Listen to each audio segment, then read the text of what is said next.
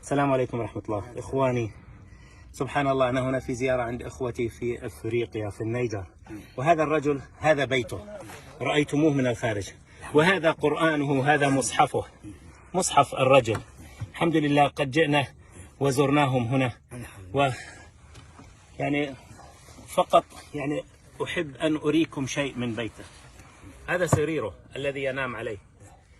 انظر، هذا هنا ماذا يعيش معه في البيت؟ هذا الماعز، ممكن من أسفل تراه، هذا الماعز يعيش معه في بيته. ليس هذا فقط، هذا الماعز، وهذا الدجاج يعيش معه في نفس البيت. شوفوا البيض، هذا بيض الدجاج. يا من تشتكون ضيق بيوتكم، انظروا بيوت إخوانكم هنا. هذا بيت، شوفوا، الله أكبر، لا يقي من حر الصيف ولا برد الشتاء ولا الأمطار ولا شيء.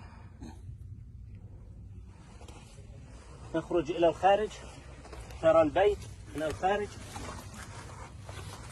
وها نحن نخرج. هذا بيته، شوفوا، هذا كل ما يملك من الدنيا. يا من يبني القصور ويعمر القصور في هذه الدنيا ولا تعطي حق الله، اتق الله وكن في عون إخوانك. يا من لا يزكي، أين زكاتك؟ إخوانك هنا في انتظار هذه الزكاة، اتق الله بهم.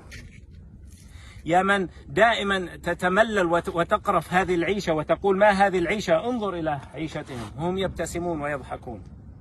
الله أكبر. أسأل الله سبحانه وتعالى أن يغفر لنا وأن يرحمنا وأن يرحم تقصيرنا. يا رب يغفر لنا تقصيرنا في حق إخواننا، وإن شاء الله بإذن الله يعني نكون دائما في عون إخواننا. بارك الله بكم والسلام عليكم.